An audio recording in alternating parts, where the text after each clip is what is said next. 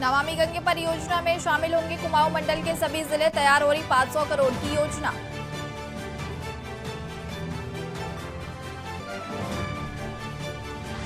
बीपीडीओ भर्ती धांधली मामले में एसटीएफ ने यूकेएसएससी के पूर्व अध्यक्ष समेत 6 के खिलाफ दाखिल की चार्जशीट।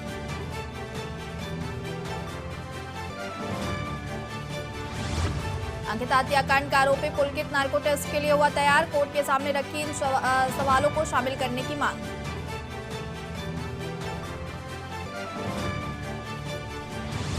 हल्द्वानी अतिक्रमण मामला पहुंचा सुप्रीम कोर्ट, 5 जनवरी को कोर्ट में होगी सुनवाई, हाईकोर्ट के खिलाफ डाली अर्जी।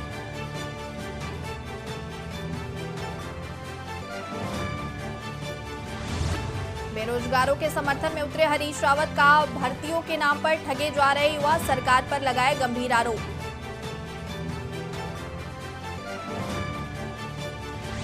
कड़ाके की सर्दी में गर्म तासीर वाली पहाड़ी दालों के कारोबार में उछाल, गहत राजमा लाल लोबिया की बढ़ी मांग। आप देख रहे हैं के न्यूज, खबरों का सारथी। नमस्कार, आप देख रहे हैं के न्यूज इंडिया और मैं हूं आपके साथ अवंतिका गिरी। रुक करते हैं खबर उत्तराखंड का। खबर देहरादून से है, जहां मौसम विज्ञान केंद्र का अलर्ट जारी, उधम सिंह नगर और हरिद्वार मैदानी इलाकों में अलर्ट जारी। अगले 48 घंटे घना कोहरा और शीतलहर रहने की संभावना। कोहरा और शीतलहर को लेकर ऑरेंज अलर्ट जारी। कोहरा और शीतलहर को लेकर ऑरेंज अलर्ट मौसम विभाग ने किया जारी। जरिया थाना क्षेत्र के अतरौली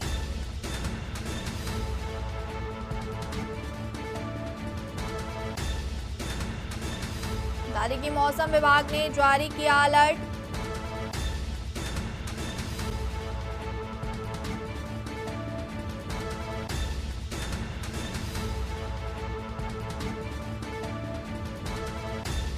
मौसम विभाग केंद्र का अलर्ट जारी। उधम सिंह नगर और हरिद्वार मैदानी इलाकों में अलर्ट जारी। अगले 48 घंटे घना कोहरा और शीतलहर की संभावना। मौसम विभाग ने ऑरेंज अलर्ट किया जारी। कोहरा और शीतलहर को लेकर ये ऑरेंज अलर्ट जारी किया गया। जरिया थाना क्षेत्र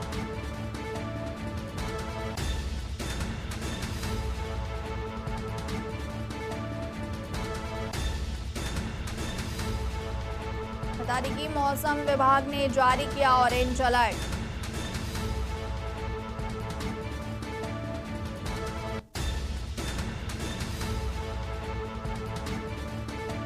मौसम विज्ञान केंद्र का अलर्ट जारी। अगले 48 घंटे तक घना कोहरा और शीतलहर की संभावना। उधम सिंह नगर और हरिद्वार मैदानी इलाकों में कोहरा और शीतलहर। अगले 48 घंटे तक कोहरा और शीतलहर की संभावना। कोहरा और शीतलहर को लेकर ऑरेंज अलर्ट जारी।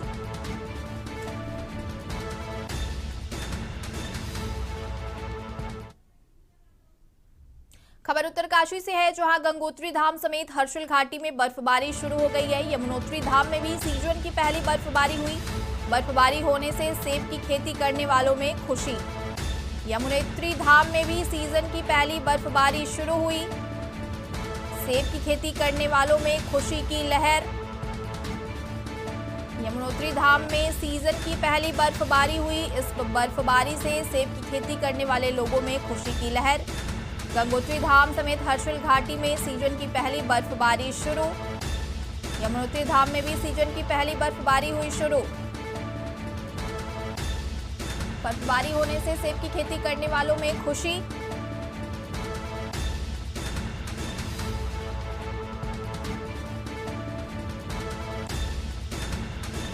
गंगोत्री धाम समेत हर्षिल घाटी में बर्फबारी शुरू। वहीं यमुनोत्री धाम में भी सीजन की पहली बर्फबारी हुई शुरू। इस बर्फबारी से सेब की खेती करने वालों में खुशी की लहर।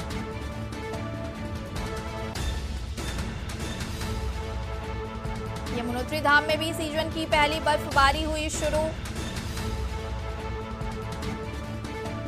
गंगोत्री धाम समेत हर्षिल घाटी में सीजन की पहली बर्फबारी हुई शुरू।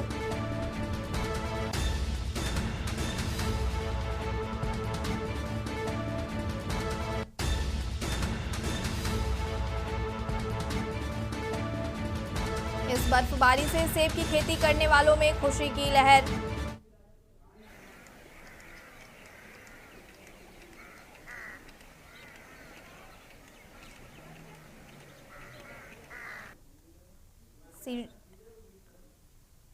ये खूबसूरत तस्वीरें सीजन की पहली बर्फबारी की हैं।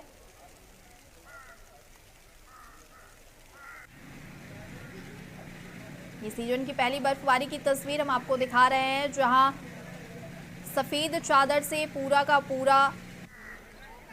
पूरी वादियां सफेद चादर में ढकी हुई हैं।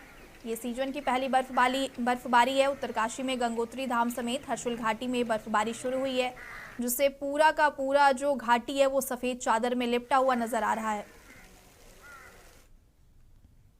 खबर कोटद्वार से है, जहां पौड़ी गढ़वाल का अंकिता हत्याकांड का मामला आरोपित पुलकित नार्को टेस्ट के लिए हुआ तैयार। वीडियो रिकॉर्डिंग के साथ नार्को टेस्ट कराने की रखी शर्त। अपने वकील की मौजूदगी में टेस्ट कराने की रखी शर्त। आरोपी ने इन सवालों को भी शामिल करने को कहा। आरोपी ने कई सवालों को भी शामिल करने को कहा। आरोपी नार्को टेस्ट करवाने के लिए हुआ तैयार। वीडियो रिकॉर्डिंग के साथ नार्को टेस्ट कराने की रखी शर्त। अपने वकील की मौजूदगी में टेस्ट करवाने की रखी शर्त। वहीं आरोपी ने इन सवालों को भी शामिल करने को कहा। आरोपी ने कई सवालों को भी शामिल करने को कहा और वीडियो रिकॉर्डिंग में होगा नार्को टेस्ट। पौड़ी गढ़वाल अंकिता हत्याकांड का ये मामला, जहां आरोपी नार्को टेस्ट के लिए हुआ तैयार।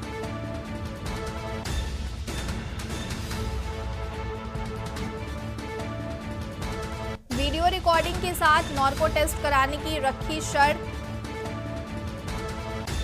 साथ ही साथ अपने वकील की मौजूदगी में टेस्ट करवाने की भी रखी शर्त।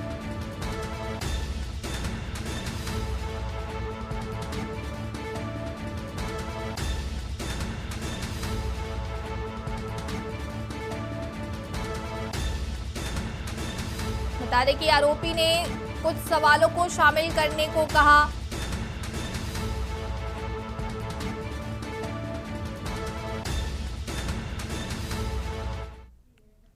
खबर रुड़की से है, जहां रिपब्लिकन पार्टी ऑफ इंडिया का उत्तराखंड में आगाज हो चुका है। उत्तराखंड में लगातार अलग अलग जगहों पर जनसंपर्क अभियान चलाया गया। वहीं रिपब्लिकन पार्टी ऑफ इंडिया के प्रदेश अध्यक्ष सेठलाल सिंह ने रुड़की पहुंचकर कहा कि उत्तराखंड में लगातार रिपब्लिकन पार्टी ऑफ इंडिया का जनाधार बढ़ता चला जा रहा है। साथ ही उन्होंने कहा कि प्रदेश के किसानों के सामने बड़ी समस्याएं हैं। खासतौर पर हरिद्वार जिले के ग्रामीण क्षेत्रों में किसानों के सामने बकाया गन्ना भुगतान की बड़ी समस्या देखने को मिल रही है, जिसको लेकर उसके द्वारा किसानों की समस्या को प्रमुखता से उठाया जाएगा और किसानों का गन्ना बकाया भुगतान, गन्ना पर्चों व अन्य मुद्दों को लेकर सरकार तक किसानों की बात पहुंचाएंगे। साथ ही उन्होंने कहा कि उनकी पार्टी गरीब, दलित व समाज के पिछड़े लोगों को न्याय दिलाने का भी काम करेगी।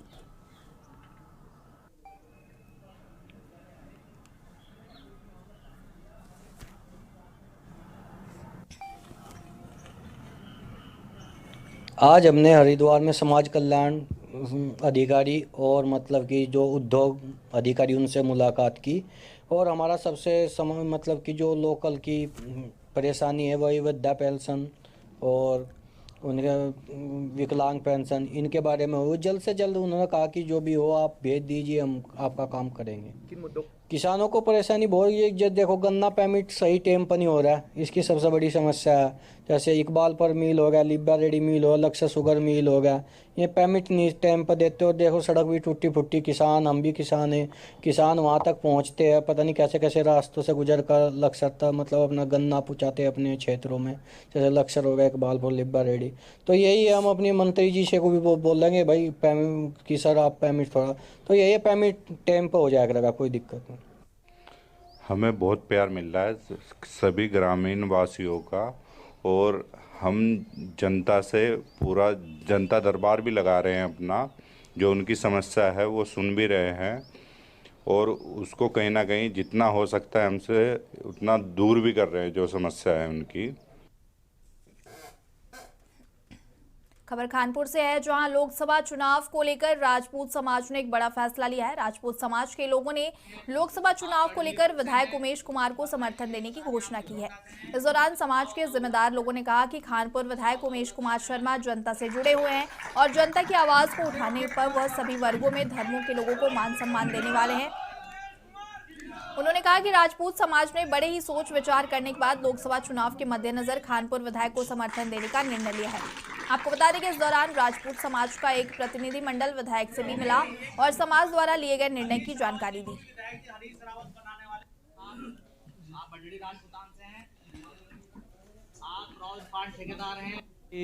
सबसे पहले तो मीडिया बंधु आपका बहुत बहुत हार्दिक एवं आभार व्यक्त करते हैं। जैसा कि आपको मालूम ही है, मुस्लिम राजपूत महासभा का उत्तराखंड में राव सज्जाद अली को प्रदेश अध्यक्ष हमारी बिरादरी ने बनाया है, सभी ने सर्वसम्मति से। भाई उस उमेश कुमार जी से जुड़े हुए हैं राव सज्जाद प्रमुख साहब, तो उमेश भाई बड़े इस बात से खुश हुए और उन्होंने पूरी बिरादरी का शुक्रिया अदा करने के लिए, हम लोग नहीं आए थे, विधायक जी का मैं सलाम पेश करता हूं उनको कि ऐसे हमारे उमेश भाई विधायक जी, जनता के विधायक, उन्होंने हमारी बिरादरी को जो आज मान सम्मान दिया है, पूरी बिरादरी को चाय पे बुलाकर, इसका हम तहे दिल से बहुत बहुत खैर मकदम और शुक्रिया अदा करते हैं। तो मैं मीडिया बंधुओं का सबका आभार व्यक्त करता हूं कि उन्होंने अपना इतना टाइम हमारे ऊपर समय बिताया। मैं अपनी बिरादरी की तरफ से अपने बिरादरी वासियों को, अपने बड़े छोटे को, सबको आभार व्यक्त करता हूं। देखिए, राजपूत समाज आज आए मुझसे मिलने के लिए और पूरे समाज के मौजूद लोगों ने मुझे समर्थन दिया, अपना प्यार दिया और ये मेरे लिए बहुत सम्मान की बात है कि सभी लोग स्वयं आकर उन्होंने मुझे समर्थन दिया। मैं इसी के लिए उनका बहुत बहुत आभारी। सब चीज़ें बाद की बात है, अभी तो हम जुड़े हैं, जो मुझसे बन पड़ेगा करा जाएगा।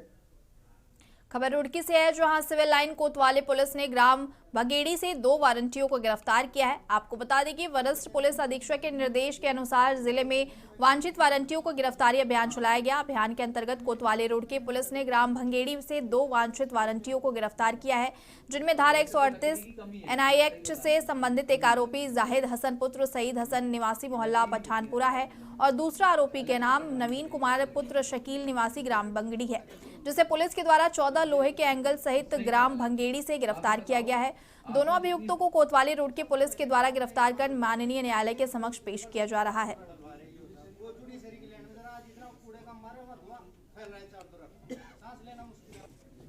आपने पूरा निकाला भी होगा कि यहाँ पे चलेंगे।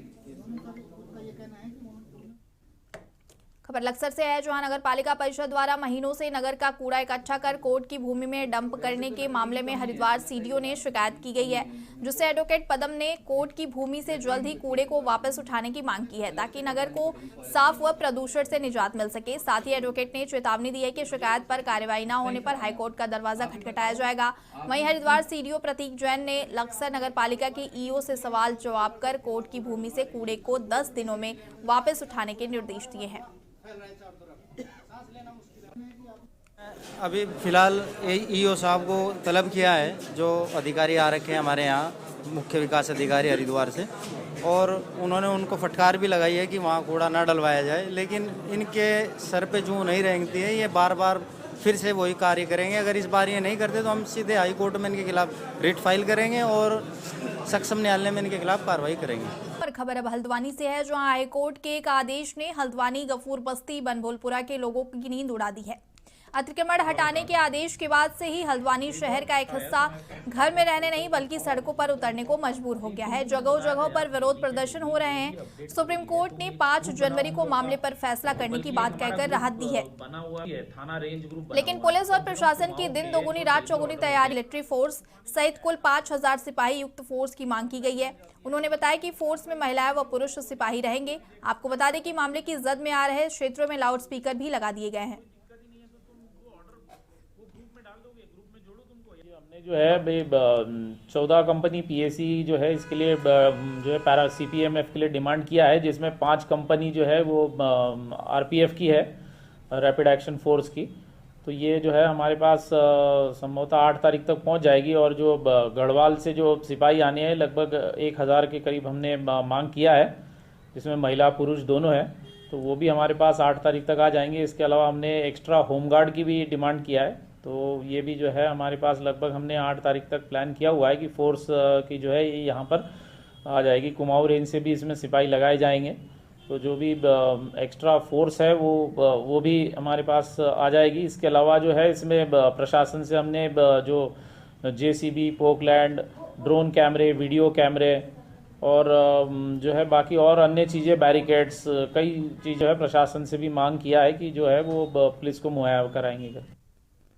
खबर देहरादून से है, जहां प्रेमनगर थाना की पुलिस ने 1 साल से जमीन की धोखाधड़ी कर फरार चल रही महिला आरोपी को गिरफ्तार कर लिया है। धोखाधड़ी के मामले में महिला पर 15,000 का इनाम भी प्रेमनगर पुलिस खा गया था। धोखाधड़ी के मामले में ही आरोपी महिला जेल में बंद अपने पति सुनील कोटनाला को जेल में मिलने आ रही थी। पूरे मामले में मुखबिर की सूचना पर प्रेमनगर पुलिस ने वांछित व इनामी आरोपी बाला कोटनाला को गिरफ्तार कर लिया। SSP दिलीप सिंह कुंवर ने प्रेमनगर पुलिस की प्रशंसा करते हुए 5,000 का इनाम भी पुलिस टीम को दिया।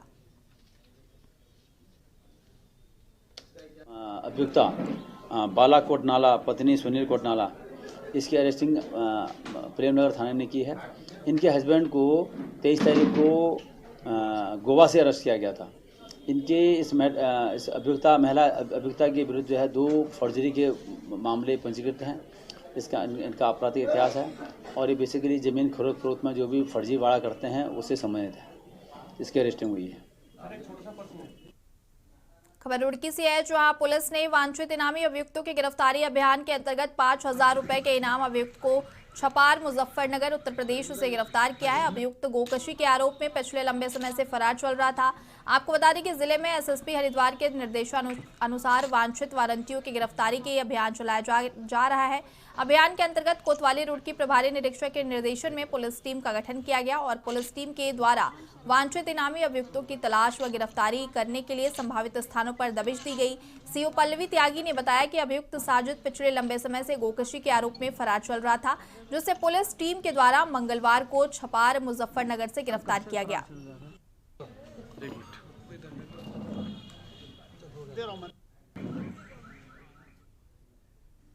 खबर देहरादून से है, जहां जनवरी का पहला सप्ताह की शुरुआत में ठंड पूरे जोर और शबाब पर है। वहीं पहाड़ों में बर्फबारी और मैदानी क्षेत्र में शीत सबके बीच पड़ रही है। कड़ाके की ठंड के साथ उत्तराखंड राज्य मौसम विभाग ने एक बार फिर राज्य के लिए तत्कालिक मौसम पूर्वानुमान जारी करते हुए येलो अलर्ट जारी किया है।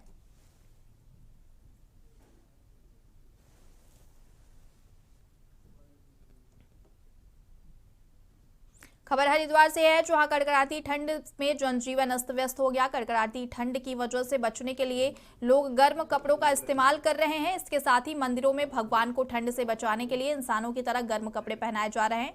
जगतधाम आश्रम के महंत अरुणदास का कहना है कि हम मंदिर की स्थापना कर भगवान की मूर्तियों की प्राण प्रतिष्ठा करते हैं। इससे मूर्तियों में भी प्राणों का संचार हो जाता है। इस वक्त काफी ठंड पड़ रही है, लोगों द्वारा गर्म कपड़ों का इस्तेमाल किया जा रहा है, जो भगवान को भी ठंड से बचाने के लिए गर्म कपड़ों का प्रयोग किया। हम सभी लोगों से अपील करते हैं कि अपने मंदिर में भगवान को गर्म कपड़े पहनाएं।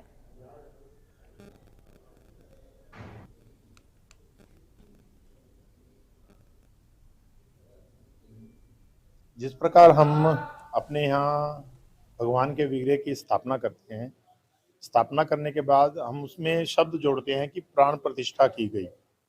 जब हम प्राण प्रतिष्ठा करते हैं तो मूर्तियों में भी प्राणों का संचार होता है। जिस प्रकार सर्दी का काल आरंभ, शीतकाल आरंभ हो चुका है और सभी हम लोग भी गर्म कपड़े डालकर बाहर आना जाना निरंतर इस ओर अग्रसर रहते हैं कि भगवान को भी ठंड ना लगे और गर्म वस्त्र पहनाए जाते रहें। और हम सभी से प्रार्थना करते हैं कि सभी अपने अपने मठ मंदिरों के अंदर जहाँ जहाँ भगवान के विग्रह हैं अवश्य ही वहाँ वो लोग गर्म वस्त्रों को भगवान को धारण कराएं और अपनी जो हमारी हिंदू वैदिक परंपरा है उसका निर्वाह करें। खबर डोईवाला से है, जहां रानी पोखरी ग्राम पंचायत के शांतिनगर में तहसील प्रशासन चिन्हित अवैध अतिक्रमण को हटाने के लिए बवाल हो गया। वहीं ग्रामीणों ने रानी पोखरी के पटवारी जयपाल सिंह रावत पर मारपीट का आरोप लगाते हुए शासन प्रशासन के आरोपी पटवारी के खिलाफ कार्रवाई की मांग को लेकर धरना प्रदर्शन किया। शांतिनगर की तमाम महिलाओं ने भी पटवारी पर अभद्रता का आरोप लगाया। क्षेत्र के जनप्रतिनिधियों में कहा कि पटवारी को मारपीट का कोई हक नहीं है, इसलिए इस मामले की जांच कर शासन को उचित कार्रवाई करनी चाहिए।